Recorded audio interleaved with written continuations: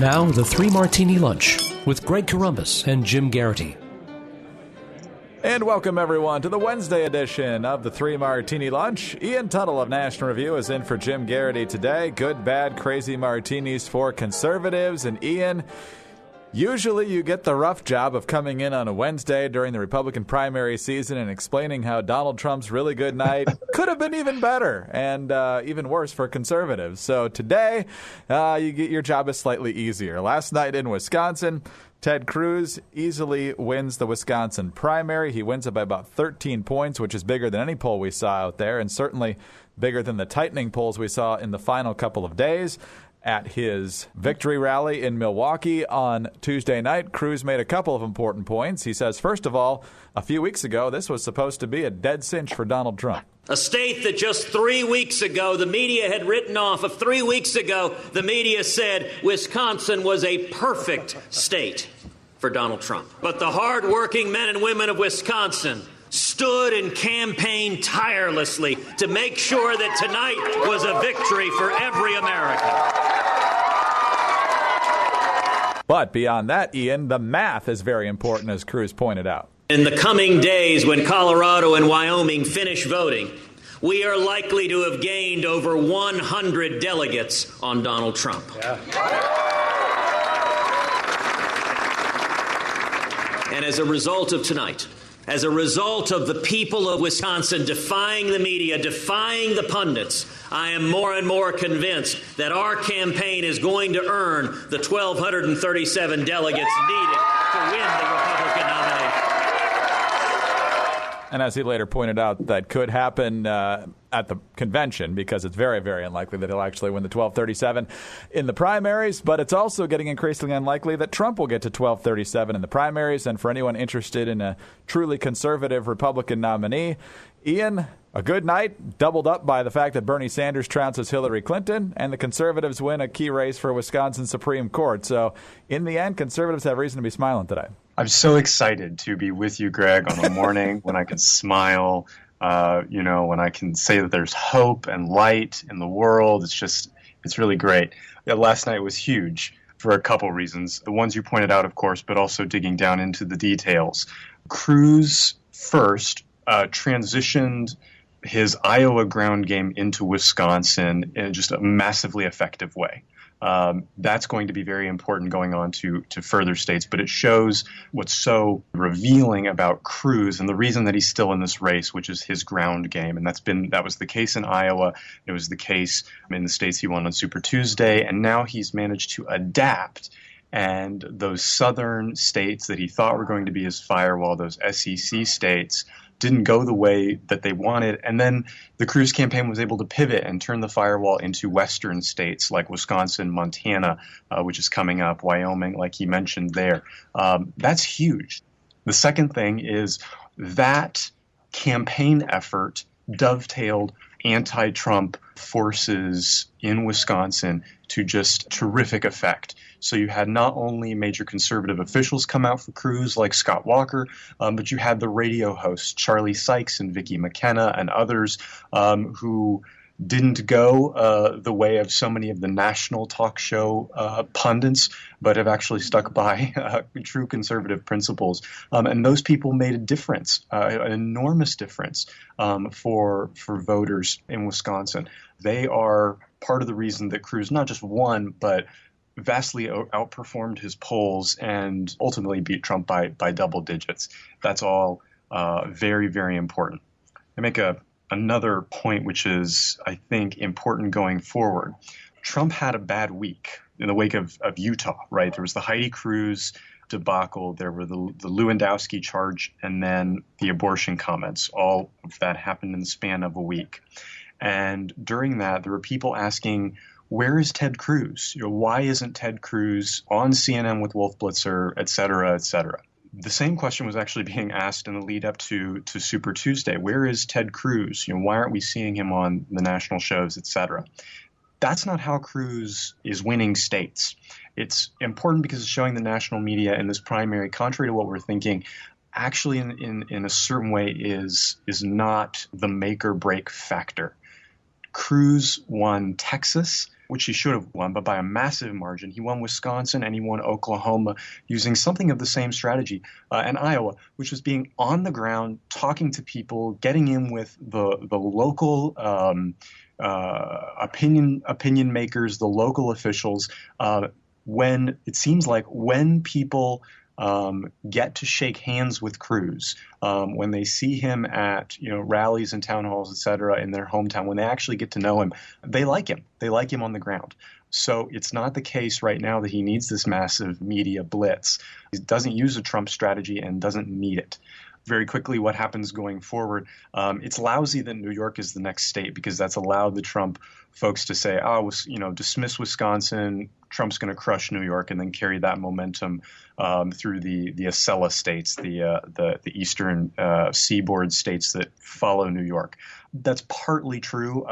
Trump's obviously likely to win his own home state, but Cruz could be competitive and keep him under a 50% threshold. But what's most important are the western states coming up. I mentioned Montana earlier, and then Indiana and Nebraska, which are states that look a lot like Wisconsin, states where you're likely to be able to transfer that ground game very effectively, and where Cruz is going to have a lot of help from influential state lawmakers in Indiana, Mike Pence, in Nebraska, Ben Sass. So it's very, very possible that Cruz could use this momentum to hold the margins down in the East and then shut out Trump in these key Midwestern states. And that's all you need for a contested convention. I would say after last night, a contested convention has never looked likelier. Combining that with the fact that we're getting all of these internal reports about the Trump campaign's internal disarray, I would say that today is a very, very good day for Cruz, but also all of the folks who are anti-Trump.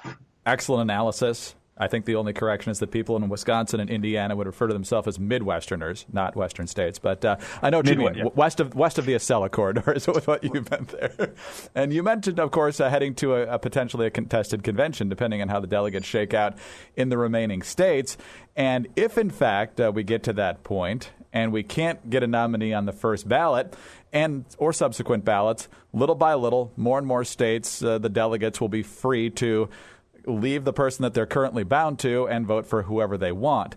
That is called following the rules in most states. In the Trump campaign, it's called stealing the nomination if you follow those rules. And Roger Stone, who's officially not part of the Trump campaign, has decided that they're not going to stand for this tactic from the Cruz campaign of trying to get their people as delegates who would still vote for Trump on as many ballots as they have to and then go to Cruz if they're still not a nominee. Roger Stone was speaking with Stefan Molyneux on Freedom Maine Radio and talked about what they have in store for Cleveland if, in fact, Trump gets there without 1237. Which is why I have urged Trump supporters, come to Cleveland, march on Cleveland, join us in the Forest City. We're going to have protests, demonstrations.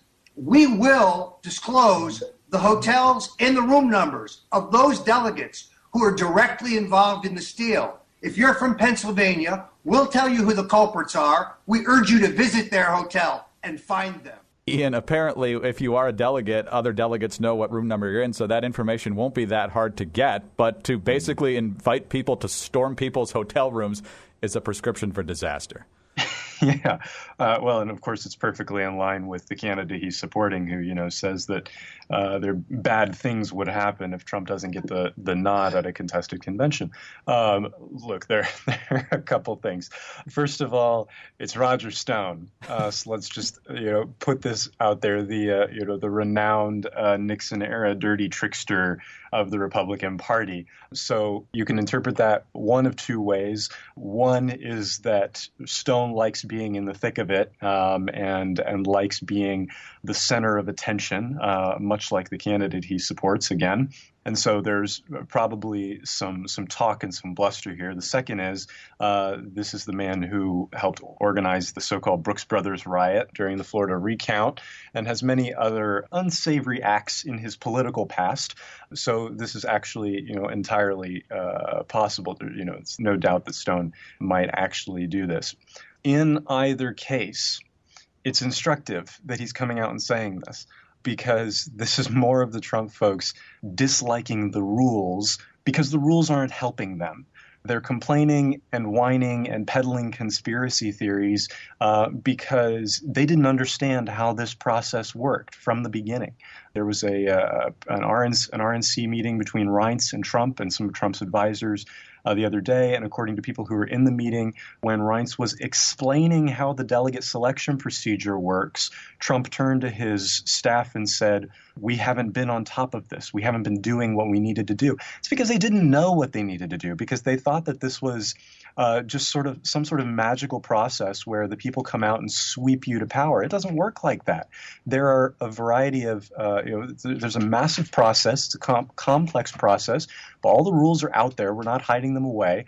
Those rules are in place to provide checks on a sort of direct majoritarian democracy, which is how Trump and his supporters think this works. But it doesn't. So that's why Cruz is working behind the scenes to make sure that if Trump doesn't have the requisite 1237, once those delegates are unbound, they'll pivot elsewhere. That's not stealing an election. That's how the rules work. That's how the delegate procedures work. And it's disingenuous for the Trump folks to say the delegates will somehow be misrepresenting the voters' will, when in fact the delegates are generally selected by a long and complicated process. I mean, let me give you an example. In Texas, the way that Texas delegates are decided, and of course most of them are bound for Cruz as is because he won the state, but there is a precinct convention on the night of the primary or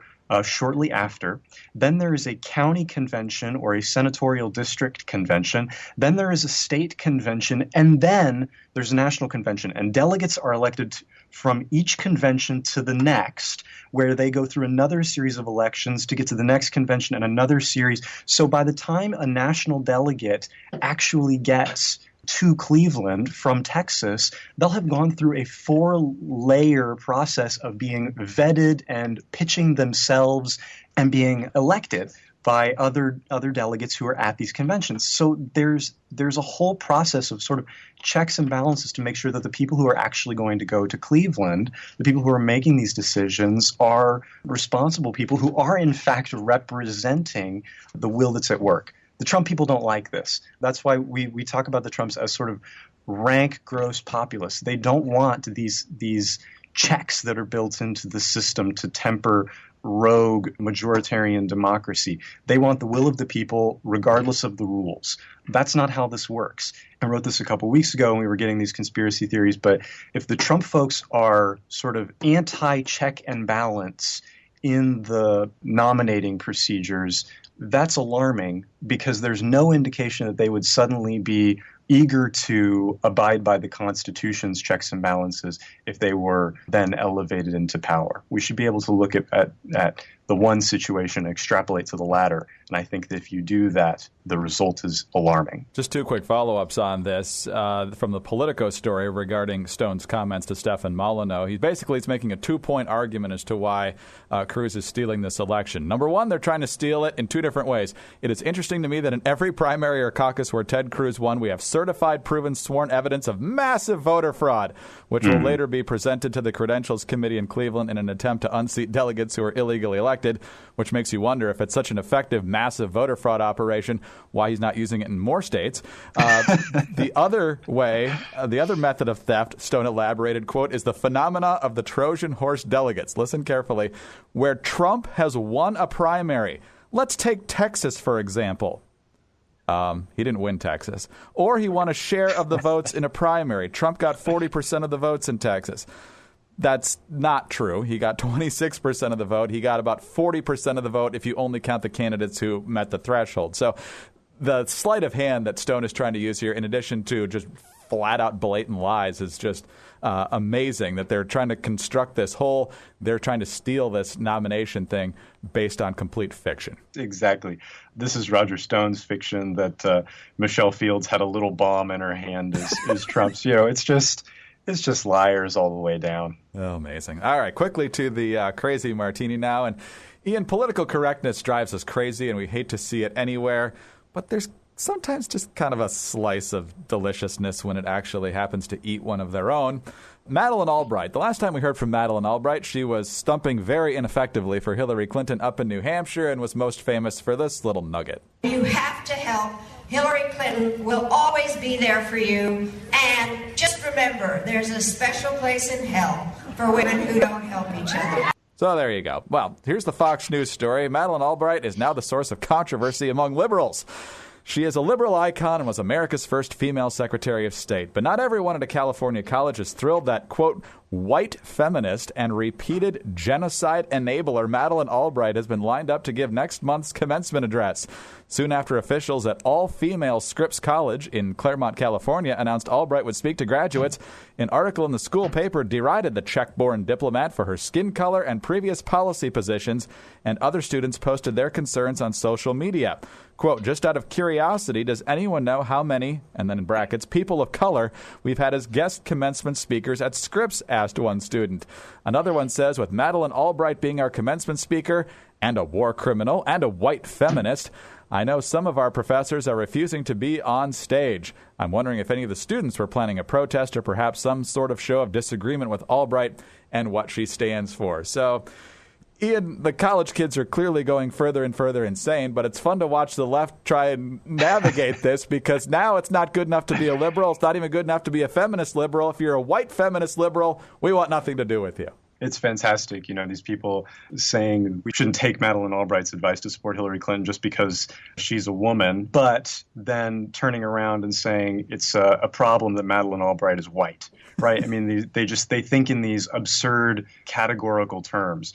It is utterly delicious when this happens to the left, and the idea that Madeleine Albright, and of course, I and all my colleagues here at National Review and many others on the right have, ample disagreements on policy and principles with Madeleine Albright, and we don't think that there's a special place in hell. We think there's probably a special gated community in heaven for women who vote against Hillary Clinton. But look, she was the Secretary of State, a very accomplished woman. This is just absolute absurdity, combined with the fact that, if I'm not mistaken, Angela Davis was at Scripps not too long ago, the head of the Communist Party USA who murdered a policeman and then fled to Cuba, where she's been living courtesy of the Castro regime. And then she was hailed by the Scripps paper as a heroic, courageous black agitator or something like that. So there's a real dishonesty, there's a real sort of villainy at work in all of this. And it's only the beginning of April, so, the most wonderful time of the year in which commencement speakers get their invitations rescinded is just beginning. Ah, fantastic. Do you get the sense that between Hillary losing to Obama and now what we're seeing in stories like this, that somehow with the rapid and rabid advance of the politically correct culture, that somehow the feminists got leapfrogged and now that's just not good enough and you got to check several more boxes to be acceptable? Yeah, I think that's absolutely right. The buzz over intersectionality, right? It's not enough to think in one. It's not enough to think in terms of one category of oppression. You now have to, make sure that you're cross-tabbing all of your various oppressions. If Obama really wanted to fill that Supreme Court seat, he'd have found a black, lesbian, transgender, double amputee who, thinks she's a mongoose on Thursdays, and then no one in the Republican Party would have been able to respond. That was the biggest criticism from the left. Not that Garland wasn't liberal enough, but that it was a white male. Amazing. Just absolutely amazing. But at least the fire is aimed in the other direction for a moment. Ian, always good to have you with us. We'll talk to you later. All right. Thanks, Greg. Ian Tuttle of National Review in for Jim Garrity today. I'm Greg Corombos of Radio America. Jim will be back on Thursday. Please join us then for the next 3 Martini Lunch.